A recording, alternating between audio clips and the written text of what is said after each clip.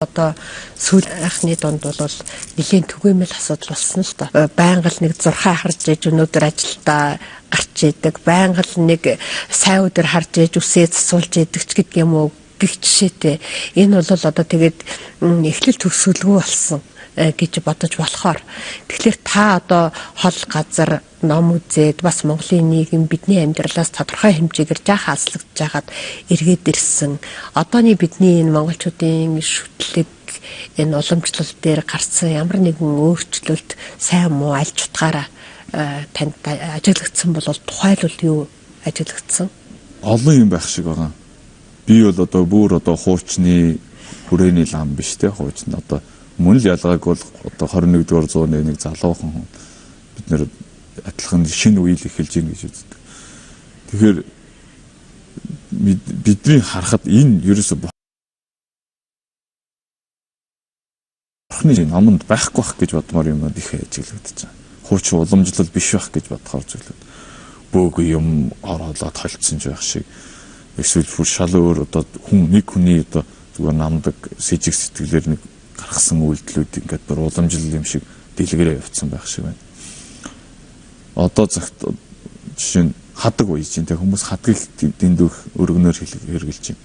Хадаг гэдэг нь их хүндтгэлийн маш нандин үн цэнтэй бүр мөнгөний оронд хүртэл хадагнаар монголчууд 8 мөнгөний оронд одоо мөнгөн тэмдэгтэй оронд хэрэгжилж исэн түүх байгаа тий. Тэрийг зүгээр нэг өвгдээчүүд мань аваачаад нэг уул хаднаас уйчдаг байсан болов. Тэгээ дээр тэр овоо мовон дээр хадаг тавихаас илүү тэр одоо хэмрийн дарцаг хийсгэх тий хадгийг бол хамгийн одоо хүндтэй зүйлдээ хэрэгжилж үн цэнийг алдуулаг баг. Одоо цагт бол одоо арай л зүгээр айлын хаалга нэг жорлонгийн хаалганаас уйх нь холгүй ингээл нэг нь очиод төрүүлж очиод бас ажис авчвал дараагийн хүн одоо энэ юу юм бол гэж бодохгүйгээр авах хэрэгтэй байдгүй гэдэг ийм хит мохор 20-р зууны тэр дээр үе Монголыг чуудыг одоо шар хар пиадл хүмүүсийг монхруулж исэн гэдэг юу одоо жинхэнэ хүмүүс өөрсдөө монхраад байна уу гэмээр харагдав. Бид нэр арай дэндүү мохор сүсгээр хандаад байгаа юм шүү гэмээр харагдаж штэ. Хүм явж байгаа л нэг юмд очиод нэгэнд санаандгүй айц авчихад дараагийн үнэн яг аваад одоо бүр өргөлжсөн цуваа одоо тэндээс ингээд тавираад явж байгаа шүү. Нийгэм тодорхой хэмжээгээр шилжиж өөрчлөгдөж эхлэхэд тэр хөдөлгөөнтэй холбоотой хүмүүсийн амьдрал маш их өөрчлөгддөг. Тэр өөрчлөлт тэр дөргөө бол юуны төрөнд хүний сэтгэлээр эхэлж дамждаг юм шиг надад бодогддог л доо. Хэцүү байна л гэж бодоход бол хэцүү л байна, тийм үү? Үнэхээр чиг амьдрал тийм амар биш. Тэгэхээр бид давын өмнө л энэ хэцүүг түргэн арилгачих тийм эд шидийг л аль нэгэн газараас их хүсэмжилдэг, ирдэг, тэнд нэг сайн хүн байна гэвэл миний одоо сэтгэлд буусан итгэл үнэмшил ер нь хамаагүй болж тарж байгаа юм шиг байна. Надад л тус болж ивэл хэн дээр ч хамаагүй очиод нэг юм гойчих юмсан гэсэн иймэрхүү зүйл бас надад их анзаарэгддэг л да. Багш элчин багшаалддаг монголчууд танаахан мэргэлүүлэх их дуртай хүмүүс гэж. Тэгэл ерөөсө мэрэгэн бол ерөөсө хэн дээр ч хамаагүй очиж юугаа ч хамаагүй ярьдаг гэж. Элчин багш ингэж айлддаг гэсэн. Тэгээд та нарын хүссэн шиг ингэж нэвч чувт хэлдэг мэрэгэн болъё гэвэл би одоо өөртөө биендээ ямар нэгэн юм ад тээр нөхцүүлж чаднаа. Тэгвэл бүр та нарын хүсэж байгаа шиг мэрэгэн болоод ингээд юу хийсний яасны чинь бүр нүдэрээ салган дээрээ тавьсан юм шиг хилээд өгч болно. Энэ цаагуур энэ бөөг хилээд байхгүй. Бөө шиг өөрөөгөө ямар нэгэн зүйл одоо онгод гэж буулгаад байгаа штэ. Тэр зүйлээрээ дамжуулж нөгөө юм нь өөрт нь хилж өгч өөрт нь бууцсан үедээ ч юм уу нөгөө цаад хүнтэй шууд харьцаад ингээд хүний асуусан зүйлийг хилж өгч байгаа штэ. Тэгэхээр ийм болоод эргээд эцэст нь харин өөрт муу байд юм аа. Хүнд тус байхгүй өөртөө дараа нь ингээ хорлолтой байдаг гэж багш айлдаж. Бид нар тэр үед багш яагаад энийг ингэж айлддаг юм бол гэж бодож исэн. Гэхдээ энэ бөө гарахыг л хилээд исэн болоо. Та нар яг ийм биендээ юм буулгачаад хилдэг юмд одоо их дуртай байна гэдгийг хилээд исэн болоо. Бид нар чинь яагаад тэр бөө мэн ингээд ахтар мэрэгэн төргөн болж ин гэхээр төрнөөсөн.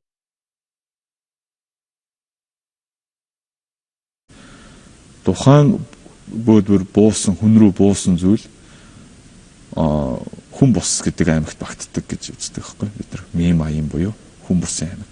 Хүн бусынхан чинь эрдэм чадалтайтай биш. Угаасаа тэр ад тэр төрлийг авцсан амьтан чинь өөрөө житвжин онш буюу тэд төрсэн амьтны өөрийнх нь мэдл ухаан нь бидний харахгүй одоо 6 дахь мэдрэхүү тэр нь илүү хөгжсөн. Бидний харахгүй юмыг харж сонсохгүй юмыг сонсч идэг ийм зүйлийн амьтад юм жаа.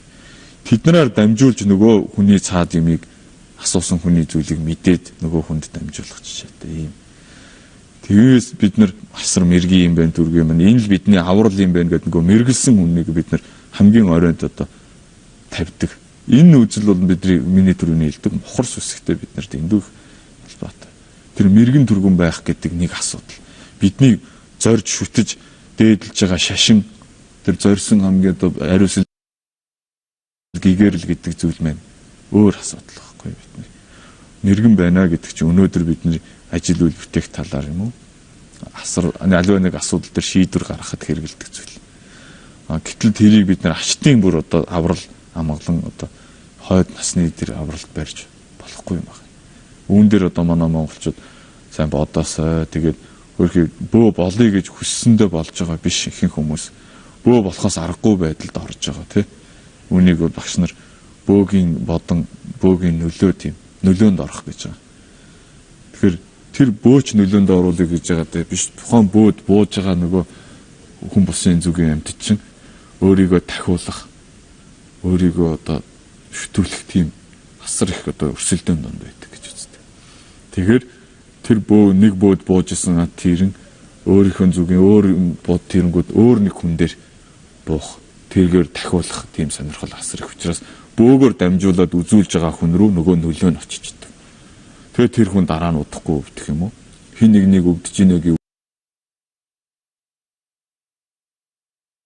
нөгөө бөөчин үсэхэр одоо дахиад нэг тэрлүү нэг юм орох гээд байгаа юм шиг. Тэгэхээр нөгөө онгод чиний юм одоо буух гэж хүлээчихжээ. Чанараа авч гэдэг юм нэг одоо буух ёстой чамд уг байна гэдэг ингэж хэлдэг баг. Энийг бол монголчууд бол одоо сайн мэдээсээ үнэхээр бөө болчихно гэдэг чинь тустай асуудал юм шиг байгаа. Тэр удам дамжсан бүр одоо дээрээс буудаг онгод тэнгэр нь бүр тустай тэр угшилтай ийм уухыг одоо жинхэнэ бөө угаа бууж ин бөөнөрийг бол муулах биш те. Гэхдээ тухайн юу буугаад байгаагаа мэдэхгүй буулгаад байгаа бөө бус хүн рүү бас юугаар дамжуул туслаад байгаагаа мэдэхгүйгээр ингэж хийж байгаа зүйл бол эргээд сүлд нь элчин багшийн тэр айлцснаар эцэст нь харамсах зүйл авчрах вэ. Нөгөөх өөрөө бөө болсон ч юмгүй өрөөл юм бусд нь бөө шүтсэн юмгүй эргээд сүлд нь хохирох вэ. Тэгээ хамгийн чухал нь бид нар шарын шашин бурхны шашныг шүтэж ирсэн. Тэр шүтэж ирсэн зүйлээ бид нар үе удам дамжаа шүтэж ирсэн зүйлээ үгүй битээ хийгээсэй гэж бодож байна. Яагаад тэгэхээр бурхны шашинтан байна гэдэг аврал одуулах одоо жамдтай итгэл аврал одуулах тэр сургаал дээр бол бусад юм руу ингэж авралыг аштын аврал ирж болохгүй. Тэгвэл нөгөө бидний аштын амгалан гэгэрэл төрх нөгөө бурханд залбирж исэн авралын маань үгүй хийчдэг учраас жинхэнэ одоо бурханд аштын авралаа зориулаад наагур ажил үйлсээр бид нар байхгүй шүү дээ бурхан. Тийм. Тэгэхээр одоо аштын авралцын эцэстэл лам гор үрднийг барьдгаа гэж тийм үү. Гэтэл чин бөө хүн одоо байж байгаад өнгөрөхөд хүртэл хойдхыг нэг ламд аваач өгөх гээд одоо гэрийнх нь явж ах жишээтэй. Тэр бол зүгээр заншил дагж байгаа болохоос бишээ. Аштын аврал барьсан барайгүй гэсэн тэмдэг биш. Аштын аврал бидний амгалан аштын аврал барьж ийн гэдэг нь тухайн хүний өөрийн сэтгэлд байхгүй.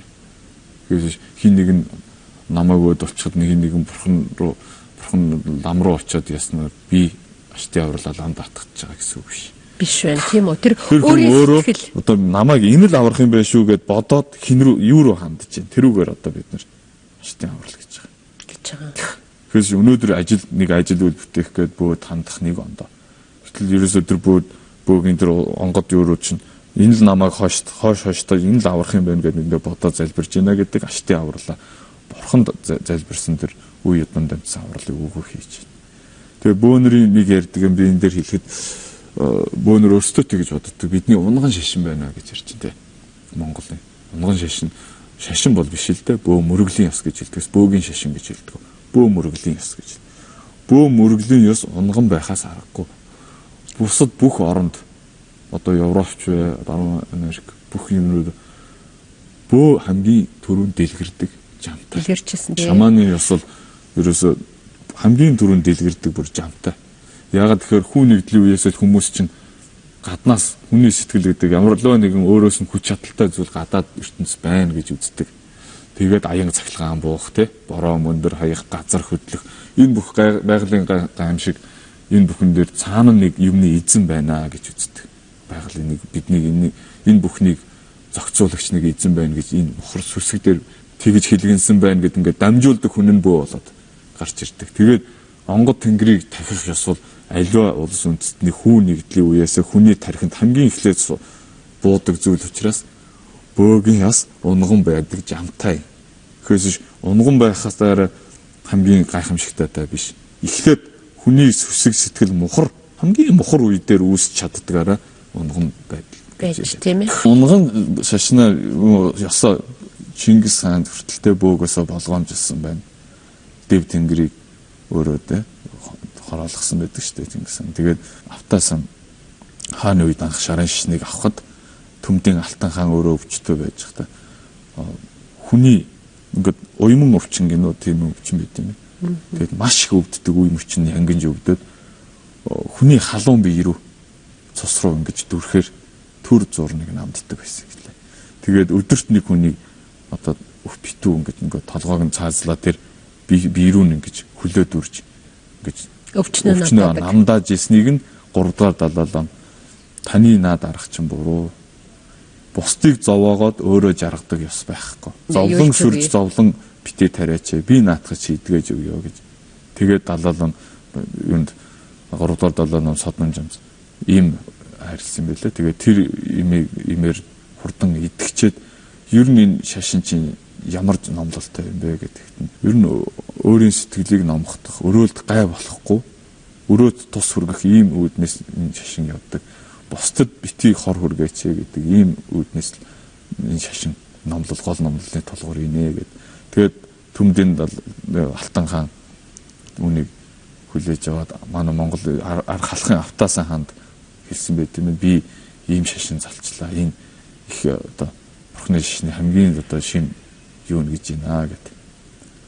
Тэгээ Автасан хаан өөрөө залах гэж өөрөө төвдөд ингэ заларч ирж исэн байна. Тэгээд бүр хууль гаргаад бөөнрийг одоо энэ бөөгийн одоо тахилга тайлга ёсыг тий онгод тайлгыг одоо болиулаа гэд. Тэгээд энэ хууль гаргаад тэрийг цаазалсан байт юм билээ. Түүгээрээ Монголд бол эдийн засгийн хувьд хүн амын өсөлтийн хувьд ч гэсэн бас эерэг нөлөө гарсан гэж үздэг. Тэр уйман өвчнийг Оросууд Подагра гэж нэрлэдэг. Тэгээд тэрийг болохоор хараалын өвчин гэж үздэг. Голдуу одоо Оросын, Европын язгууртнууд их өвддөг. Манай хаан өвдөж байгааг бодоход үнэхээр язгууртны өвчин байж л дээ.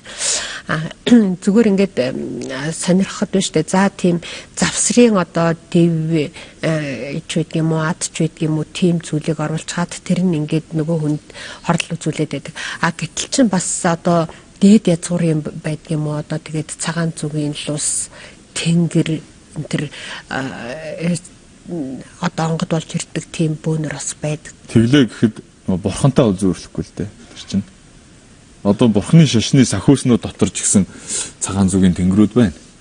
Гэхдээ тэднийг шүтлэх нь бас ондоо ялгаатай байт юм. Үүнийг бас хүмүүс бүгдийг бурхан гэж бодож болохгүй. Сахиуснууд дотор ертөнцөөс гítэлсэн тэнгэр, ертөнцөөс гитлээгүй. Нэгэсэндээ гэгэрэлд хүрсэн хүрээгүй хоёроор нь заагалт ялгагддаг.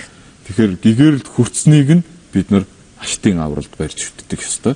Гэгэрэлд хүрээгүй сахиуснуудаа бид нар зүгээр сайхан дахиад наад үйлс ажил хэрэгээ даатгаад явдаг. Тэдэр нь бас яагаад сахиус болсон бэ гэхээр ерөөсө шашин бурхны шашны чинь би өөрийн хэмжээнд сахиж барцас адаас шавнырыг чинь хамгаалж ия гэд бурханд тангараг өргөцсөн ийм бурхан болон бурхнаас хойших дээдсүүдэд тангараг өргөөд ингээд сахиус болоод оршсон ийм тэнгэрүүдийг бид нар өөрийнх нь ном ёсоор нь тахилгын өрөө дахиад юугаар даатгал үйлс бэрнлэгээ даатгахдагаас биш аштын амгалан таал аварч өршөө гэж хизээч залбирдаг. Одоо бурхан ороод багш нар гэдэг та нар ороод ерөөс юу харахгүй ингээд танайхан мөрөгчих юм а гэж хэлдэг. Тэгэхээр юуг нь харж иж мөрөхгүй юу хоёроо ялах хэрэгтэй шүү дээ. Тэгээ нөгөө сахиус гараад сахиус нь мөрөхгöt нь ертөнцийн нөгөө гэгэрэл хүрээгүй хэмжээний сахиусууд байвал бид нар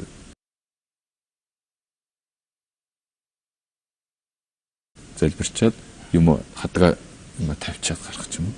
Нөгөөх нь гитэлсэн дээд тэнгэр одоо мах гал намсраа тий очирван тий гомб лам чойжо очирван эдрийг бол бид нар бурхан гэгэрэл төрч учраас залбирч мөргөж ингэж яаж та ийм ялгаатай байдаг юм тийм ээ. Саяхан надад нэг тийм төвд ламгай сайхан монгол хэлтэй төвд ламгай ярьж ирсэн л та. Одоо өвөө нь бол их тийм номтой одоо ташаамбил татсанд шавилж ирсэн тийм өвгөн ламын одоо ач зээнэр болох хүүхдүүд төрч ирээд манай дүү одоо бөө болцсон. Гэтэл одоо өвөгийн маань сахиус байгаад байдаг. Энэ хоёрыг одоо хоорондоо одоо харшлах юм байдгүй гэж ирж идэг. Бурхан бөө хоёрыг зэрэгцүүлж яаж болох вэ? Энэ бол хинч мэдээж асуудал шүү дээ гэсэн нэг ийм зүйл надад ярьж ирсэн л да. Тэгэхээр та энэтэй холбоотой ярил. Өнөөдрийн бүх зүйлд нэх мэддэг юм шиг яриад байгаа даа биш те. Ер нь дандаа багш нараас авсан ойлголт биднэрт хэлсэн. Ийм учиртай, ийм зааг ялгаатай шүү гэдгийг хэлж ирсэн. Тэр бүхнийг бид нар мэдхгүйгээс болоод одоо бүр холиод одоо шүтгэхээр манайхан туйшраад юу ч хамаагүй шүтдэг. Шүтгэхүүг болохоор ямар ч хэрэгтэй юм шүтгэхгүй хайдаг юм аюултай. Тэгэхээр тэр нь бол миний бодлоор болохгүй гэж үзэж байна тийм. Одоо хүмүүс бас тэгдэг штэ манайхан чинь. Шүтэж чадахгүй юу гэд бурхнаасаа айдаг. Тэр бурхан өөрөөсөө та нар өдөрт надад тийм өгсөнгүү гэд нэхэхгүй шүү дээ өгнө. Тэгэхээр зүгээр бурхан өөрөөсөө бид нар бурханы шашинтай шүү. Бурхан гэж нэг юм нүдэнд нь тусгад хүнд нэг залбирал сүжиг итгэл төрдөг. Тэр нь байх хэрэгтэй. Одоо бурхан гэдэг тэр агуу зүйл залчаад бөө өөрийгөө цагаан зүгийх ч гэж хэлж болно. Тэгвэр аав ээж чинь буугаад ирлээч гэж хэлж болно. Тэр бол гайхамшигтай зүйл биш. Яагаад тэгэхээр бидний мэдхгүй ертөнцөөс харьцаж байгаа тэр зүйл мэн бидний мдэггүйг мэдж байгаа учраас биднэрт юу ч одоо дамжуулж чаддаг гэж үздэг. Өөд болсон хүний өвг эцгийн тэр зүгээс энэ тэр одоо юу буулаа гэдэг онгод тэнгэр буулаа гэдэг бол тэр чин түрүүний нөгөө хүн бусын амьтдын аймгийнхан тэр зүгийн мэдээлэл авч чаддаг болохоор тий тэрийг дамжуулаад тэрнтэй адилхан дуугарч адилхан харагдаж ярьж ингэж чаддаг түүгээрээ бол бүхнийг бол бас үнэн хэлээд ийн гэж хэлж болохгүй. Тэрийг дуурайгаад яаж чаддаг. Одон тэднэрт тахилга нь хэрэгтэй байгаа. Хүмүүнээсээр тахиулах. Ерөөсөө зорилго нь өөр. Тэр манай зүгийн гэгэрэл түрээгүй гэсэн ертөнцийн тэнгэрүүдийг тахидаг нь бид нар чинь зорилго нь биднэрт туслах гэсэн шашныг хамгаална гэж тангараг өргөцсөн. Гол нь тангараг өргөцсөн. Тэднийг тэгэхээр бид нар тахих зөвшөөрлөлтэй. Гэтэл цагаан зүгийнх нэртэй л байна. Зарим нь одоо хар зүгийн тэнгэрлэг нь хараал өрөөлгийг хариулах хийн гэл ингээл бууж байгаа тэнгэрүү чинь цаана тангараг өргөөг. Яг уг бөөмэн өөрөө юу буулгаад байгаагаа бас нарийн сайн мэдэхгүй. Далаа багшд нэг бүрээдэн нэг хүн би дарих гээд нэг юм буугаад байна. Тэгээ надад энэ буугаад байх нь надад айгүй хэцүү байна гэж айлтгсан далаа багш. Тэгэхэд далаа багш миний хажууд нэг буугаатгаа гэж. Тэгэхээр нөгөө түн буусан байгаа юм онгодоо дуудаад нөгөө буугаад байгаа зүйлээ буусан тэгээд далаа багшиг данзан жамзаа чи надад мөрөг би дарих байна гэж буусан байхгүй. Тэгэхэд нь далаа багш нөгөө тэр нөгөө биерүү нь буудсан зүйлийг түгждэг бас нэг өчиг байдаг. Дээчүүд мэдчихэв. Түгжээ өчиг хийгээд ихээр нэг хэд 2 3 шавхраад өгсөн чинь уйлаад би нэг лус байгаамаа гэд өөршөөгөөч гэд уйлсан гэж. Тэгэхээр тухайн бууцсан зүйл маань юу ч хэлж чаддаг, юу ч дуурайж чаддаг л байгаа байхгүй. Далаа багш руу би даригчин байна. Надад мөрөг гэж дуурж байгаа хүн биднэрт бол одоо өвөг эцэгчин байна. Тэгж ийна, ингэж ийна гэдэг. Яагаад тэр өвөг эцэг маань өөр төрөл аваад тэнгэрч байсан биднэртэй шууд харьцах боломж байдгүй. Бидний үзэж байгаа номоор төрсгүй ертөнц гэдэг дээшлээд тэнгэрүүд байгаа ш. Манайх бол өсөлт ертөнцийнх. Тэгэхээр тэндээс бид нартай харьцах гад тэднэрт ямар шаардлага байхгүй. Тэгээд хин нэгэнд дамжуулах шаардлагагүй. Харин тэр өөд болсон хүний мэдээлэл одоо нэг сүлд гэж ярьж байна те. Сүлдэн дээр дамжуулж тэр нөгөө хүн бусын ад тийрэнгүүд адилхан болж босч ирж чаддаг. Дамжуулж чаддаг жоохон. Тэр нөгөө сүлд гэдэг юм нь тодорхой хэмжээний мэдээлэл байдаг юм шиг байна л та. Тэгээд тэрийг дамжуулж чаддаг та. Бид нар л одоо тэр үеийн баатар онгод буулаад гин өвөг эцэг тэрнээс чинь үг буулаад гин ингээд дамжуулж байгаа нь тухайн бөө хуурыг гэж байгаатай биш тухайн бөө хүртэл тэр цаад буугаад байгаа юмда хууртаад байгаа л байгаа. Мэдхгүй байна те би. Үнийг би одоо амар мэддэгтэй хэлж байгаа биш. Үнэхээр тэр хүн элчин багшийн айлцсанаар буулгаж байгаа хүн байна, шүтж байгаа аль нь насны эцэст одоо зовдөг, хойд наснда төрлийн олоолохгүй зовоодаг гэдэгт л би одоо санаа зов. Энэ одоо олон бөө болчлоо гэж өөрийгөө бөө болчлоо гэж бодоод байгаа хүмүүс байна. Энэ эцэстээ өөрсдөө нэх олон хүн хохирхгүй монголчууд те. Олон хүн бөөч биш юу ч биш ингээд өөрийгөө хохироочихгүй л гэж ингэж одоо санаа зовж идэг та. Тэгээд багш нар ч гэсэн энэ бөө ихт илгэрдэг их буруу өөрсдөө бөө болчлоо гэж нэг бардах ш. Юу буугаад байгаа гэдгээ сайн судлаасай, сайн бодоосай л гэж хэлмээр байна.